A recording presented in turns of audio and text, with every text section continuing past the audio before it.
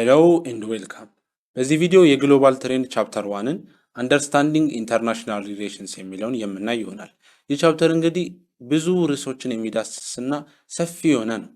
ሞጁሉን ብቻ ማንበብ ደግሞ በጣም አሰልቺ የሚያደርግ ነው። ስለዚህ እኛም በዚህ ዩኒት ውስጥ ያሉ ሰፊ ሀሳቦችን እንግዲህ ግልጽና አጠር ባለ መልኩ አቀርበንላችኋል ማለት ነው። ስለዚህ ይህንን ቪዲዮ እስከ መጨረሻ ማየት እንዳትረሱ። ቪዲዮውን ደግሞ እንደተለመደው ላይክ በማድረግ ነው የምንጀምረው። በቀጥታ ወደ ቶፒካችን 1.1 ኮንሰፕቹዋላይዚንግ ናሽናሊዝም ኔሽንስ ኤንድ ስቴትስ። ናሽናሊዝም እንግዲህ ዓለማችን ላይ ለብዙ ጦርነቶች፣ ሪቮሉሽኖች፣ አመጾች እንዲሁም ብዙ ሀገራት እንዲፈጠሩ ያደረገ ጀነራሊ ዓለምን የቀየረ ነገር ነው። እናም ዓለም አሁን ያለችበትንም ሁኔታ ኔሽን ስቴት እንዲፈጠር የሚያደረገ ነው ይባልለታል። ኔሽን ስቴት ምንድን ነው? እንመጣበታለን። እሱ ናሽናሊዝም እንግዲህ በዓለም አቀፍ ግንኙነቶች ላይ ከፍተኛ ሚና የሚጫወት ነው። ናሽናሊዝም ምንድን ነው ስንል ሞጁሉ ላይ አንድ ፖለቲካል ሳይንቲስት እንዲህ ይለናል። ይህ ማለት በአጭሩ አንድን ኔሽን ኦርጋናይዝ በማድረግ ውስጥ ዋነኛ ፖለቲካል አካል መሆን ያለበት ያ ራሱ ኔሽኑ ነው ይለናል። በሌላ አማርኛ ይሄ ማለት አንድ ኔሽን ራሱን በራሱ ነው ማስተዳደር ያለበት፣ ሌላ ወገን ሊገዛውና ሊያስተዳድረው አይገባም ማለት ነው። ይህ ሀሳብ እንግዲህ ብዙዎች ለነጻነታቸው እንዲፋለሙ፣ ሪቮሉሽኖች፣ አመጾች እንዲነሱ እናም ብዙ ሀገራት እንዲፈጠሩ ያደረገ ነው ማለት ነው። ሲቀጥል ደግሞ ኔሽን እና ስቴት የሚሉትን እንይ። እነዚህን ሁለት ቃላት ብዙ ጊዜ ተመሳሳይ ትርጓሜ እንዳላቸው ተደርጎ ይታሰባል። ለምሳሌ ዩናይትድ ኔሽንስ ይባላል። ይህ ስህተት ነው። ምክንያቱም ዩናይትድ ኔሽንስ የስቴቶች ስብስብ እንጂ የኔሽኖች ስብስብ አይደለም። እንዲሁም ደግሞ አሜሪካንስ፣ ቻይኒስ፣ ራሽያንስ ኔሽን አድርገው ሰዎች ይጠራቸዋል። ነገር ግን ይህም ስህተት ነው። ጥያቄው ምን ይሆናል ማለት ነው? አሁን ኔሽን ራሱ ምን ማለት ነው የሚለውን ሰዎች መጠየቅ ይጀምራሉ ማለት ነው። ኔሽን ማለት እንግዲህ ሄይውድ የተባለው ፖለቲካል ሳይንቲስት እንዲህ ይለናል። ይሄ ማለት በአጭሩ ስንገልጸው ኔሽን ማለት ግሩፕ ኦፍ ፒፕል ሆነው እነዚህም ተመሳሳይ የሆነ አይደንቲቲን ሼር የሚያደርጉ እንዲሁም ራሳቸውን የሚገልጹበት የተለያዩ ነገራቶች ያሏቸው ሙዚቃዎች፣ ተረቶች ሊሆን ይችላል፣ ብቻ ራሳቸውን የሚገልጹበት የሆነ ነገር ያላቸው ህዝቦችና ማህበረሰቦች ማለት ነው ይለናል። ስቴት ማለት ደግሞ የተወሰነ ድንበር ያላቸው ሰዎችን በውስጡ የሚኖሩባት እንዲሁም ፓወር እና ስርዓት አስከባሪ የሆነ አካል ኦር መንግስት ያለው የአስተዳደር ስርዓት ማለት ነው። እንግዲህ ሁለቱ ቃላቶች ሲገናኙ ደግሞ ኔሽን ስቴት የሚለውን ይፈጥርልናል ማለት ነው። ይሄ ማለት እዛ ሀገር ውስጥ የሚኖሩ ህዝቦች ማለትም ኔሽን ስቴትን፣ ፖለቲካንና አስተዳደሩን መቆጣጠር አለባቸው የሚለን ነው። እነዚህን ነገራቶች ይበልጥ ለመረዳት እስኪ እቺን ቴብል እንግዲህ ጀዊሾች ተመሳሳይ የሆነ ነገር ሼር የሚያደርጉ ህዝቦች ናቸው። ኩርዶችም እንደዛው ማለት ነው። እንደ ጃፓን፣ አይስላንድ ያሉት ደግሞ ኔሽን ስቴት ይባላሉ። አይስላንድ ለምሳሌ አብዛኛው ህዝብ ኮመን የሆነ ላንጉዌጅ፣ ካልቸር እና ሂስትሪን ሼር የሚያደርግ ነው። ስለዚህ እነዚህ ደግሞ ኔሽን ስቴት በመባል ይጠራሉ ማለት ነው። እንግዲህ ስለ እነዚህ ቃላቶች በደንብ ማወቅ ከፈለጋችሁ ሞር ሪሰርች ማድረግና ሞጁሉንም በደንብ ማንበብ ይጠበቅባቸዋል። ነገር ግን ቤዚክ እና አጭር በሆነ መልኩ ይህንን ይመስላል። ታሪካዊ ነገሩን ስናይ ደግሞ በአሜሪካ 1776 በፈረንሳይ ደግሞ 1789 የተደረጉት ሪቮሉሽኖች ለናሽናሊዝም አሪፍ ሞዴል ሆነው ነበር። ለምሳሌ በፈረንሳይ ከሪቮሉሽኑ በኋላ ንጉሳዊ ስርዓት የነበረው ማለትም ህዝቡ በፖለቲካል ስልጣን ላይ ምንም አይነት ቦታ የለውም ማለት ይቻል ነበር። ነገር ግን ከሪቮሉሽኑ በኋላ ሞስትሊ ህዝቡ የራሱን መንግስት እየመረጠ ዲሞክራሲያዊ ስርዓት ሊቀጥል ችሏል። ሌላው ታሪካዊ ነገር ደግሞ ኮንግረስ ኦፍ ቬና ነው።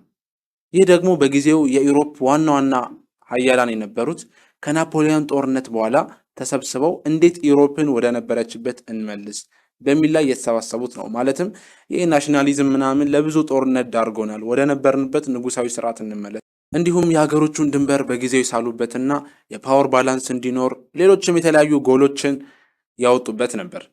ከነዚህ ውስጥ የተወሰኑት ሲሳኩ፣ የተወሰኑት ደግሞ ሳይሳኩ ቀርተዋል ማለት ነው።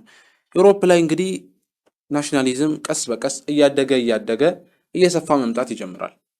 በጊዜ ሂደትም የአንደኛው ዓለም ጦርነት ካለቀ በኋላ ሰልፍ ዲተርሚኔሽን ራይት መብት ነው ይባላል። ከዚህም በኋላ ብዙ ሀገራት ሊፈጠሩ ችለዋል። እንዲሁም ኢንተርናሽናል ሲስተም ሪሊ ኢንተርናሽናል የሆነበት ነው።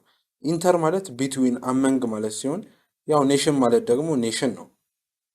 ስለዚህ ኢንተርናሽናል የሚለውም ከዚህ ጊዜ በኋላ ነው ሞር ሪሊ ኢንተርናሽናል መሆን የጀመረው ማለት ነው። ባይዘው ኢንተርናሽናል የሚለውን ስያሜ ለመጀመሪያ ጊዜ የተጠቀመው ብሪቲሽ ፊሎሶፈር ጄሬሚ ቤንታም የተባለ ግለሰብ ነው ማለት ነው። ሌላው ታሪካዊ ክስተት ደግሞ 1648 ላይ የነበረው ዌስትፋሊያን ፒስ ትሪቲ የሚባለው ነው። ይህም የ30 ዓመት ጦርነትን የቋጨ ሲሆን ለሀገራት ሉዓላዊነትም መሰረት የጣለ ነው ይባላል። እንግዲህ አሁን ባለንበት ጊዜ ላይ ናሽናሊዝም ከፍተኛውን ሚና ይጫወታል ማለት ነው። ቀጣዩ ቶፒክ ደግሞ 1.2 አንደርስታንዲንግ ኢንተርናሽናል ሪሌሽንስ። እንግዲህ አሁን በምንኖርበት ዓለም ላይ ራሳችንን ዓለም አቀፋዊ ኢንተርናሽናል ከሆኑ ነገራቶች ነጥለን መኖር የማንችልበት ሁኔታ ላይ ነን። ኢንተርናሽናል ሪሌሽን ስንል ፖለቲካዊ ነገር ብቻ አይደለም፣ የተለያዩ ነገራቶችን የሚዳስስ ነው። የሆነ ግሩፕ ከሌላኛው የዓለም ጫፍ ካለ ግሩፕ ጋር የሚያደርገው ግንኙነት ኢንተርናሽናል ሪሌሽን መሆን ይችላል። ኢንተርናሽናል ሪሌሽን እንግዲህ ራሱን የቻለ ብዙ ሰፊ የሆነ ፊልድ ነው ማለት እንችላለን። ሌላው ሀሳብ ዶሜስቲክ ሎ እና ኢንተርናሽናል ሎ ነው። ዶሜስቲክ የሚባለው ሀገራዊ የሆነ ለምሳሌ ክሪሚናል ሎ፣ ሲቪል ሎ ምናምን፣ እነዚህን መንግስት ኃይልን በመጠቀም ማስፈጸም የሚችላቸውን ዶሜስቲክ ሎ ሀገራዊ የሆነ ሎ እንላቸዋለን። ኢንተርናሽናል ህጎችን ስናይ ግን አንድ ሌሎችን የሚቆጣጠርና ብቸኛ ስልጣን ያለው የሆነ የበላይ የሆነ አካል የለም ማለት እንችላለን በጥቅሉ። እናም ዶሜስቲክ ሎ ሞር ኦቤይድ የሆነ ነው ማለት እንችላለን። እንዲሁም ዶሜስቲክ የሆነ ነገር ሀገራዊ የሆነ ነገር ኢንተርናሽናል ሎውን ኢንፍሉዌንስ ያደርገዋል፣ ተጽዕኖ ያደርግበታል ማለት ነው። ለምሳሌ የሆነ ቦታ ላይ የሚከሰት የሆነ ጦርነት መላው ዓለም ላይ ብዙ ሀገራት ላይ ተጽዕኖ እንደሚያደርሰው ማለት ነው። ሌላ ደግሞ ፊሎሶፊካል ነገሩን ስናይ ብዙ ክርክሮችና ሀሳቦች ነበሩ። ለምሳሌ ሪያሊስት ቨርሰስ አይዲያሊስት 20ኛው ሴንቸሪ ላይ፣ ሆቢዥያን ቨርሰስ ሎኪያን 17ኛው ክፍለ ዘመን አካባቢ በነበሩ ቶማስ ሆብስ እና ጆን ሎክ በሚባሉ ሰዎች የተመሰረቱ ናቸው። ቶማስ ሆብስ እንደሚለን ከሆነ እንግዲህ ሰዎች በተፈጥሮ ራሱ ሰልፊሽ እና ቫዮለንት እናም ዲስትራክቲቭ የሆነ ነገር ናቸው። እናም ዝም ብለን ከተተውን በጣም ዴንጀረስ ላይፍ ስለሚኖረን አብዛኛው ፍሪደማችንን አሳልፈን ልንሰጥ ይገባል። ማለትም ያለንን ነፃነት ለሆነ ፓወርፉል ለሆነ አካል ማለትም መንግስት ማለት ነው፣ ለዛ አካል ልንሰጥ ይገባል። ምክንያቱም ፒስና ሴፍቲን መጠበቅ ዋነኛ ነገር ነው፣ ከፍሪደማችንም በላይ ዋነኛ ነገር ስለሆነ ነው የሚለን። በሌላ መልኩ ደግሞ ሎክ ሰዎች በተፈጥሮ ገቨርንመንት ሳይገባባቸው ራሱ ፒስፉል የሆነ ላይፍ መኖር ይችላሉ ነው የሚለን።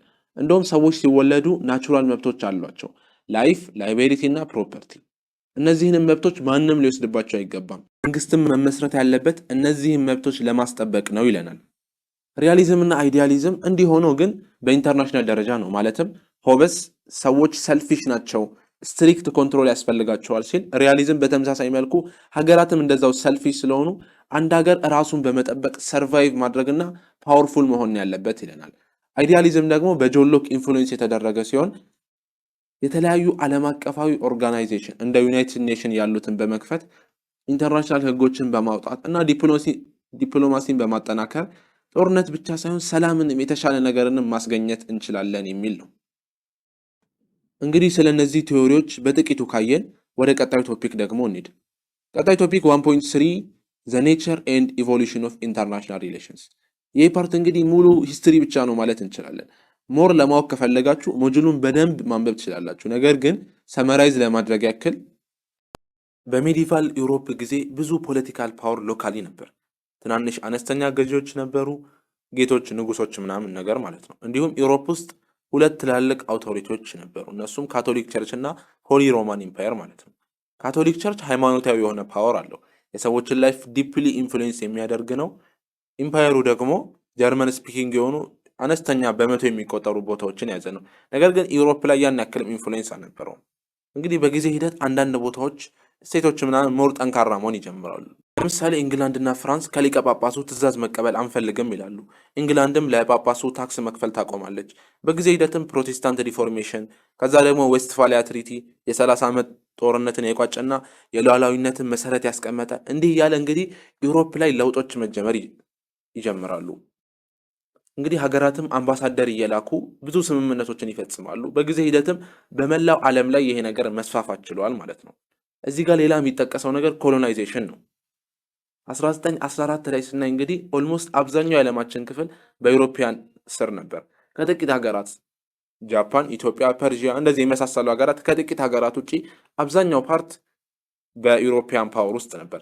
እናም ኮሎናይዜሽንም ደግሞ ኢንተርናሽናል ሪሌሽን ኢቮሉሽንን እንዴት አሁን ላለንበት ደረጃ ደረስን? አሁን ያለንበትን ኢንተርናሽናል ሲስተም እንዴት እንደዚህ ሊሆን ቻለ ስንል አንዱ ኮሎናይዜሽን ይጠቀሳል ማለት ነው።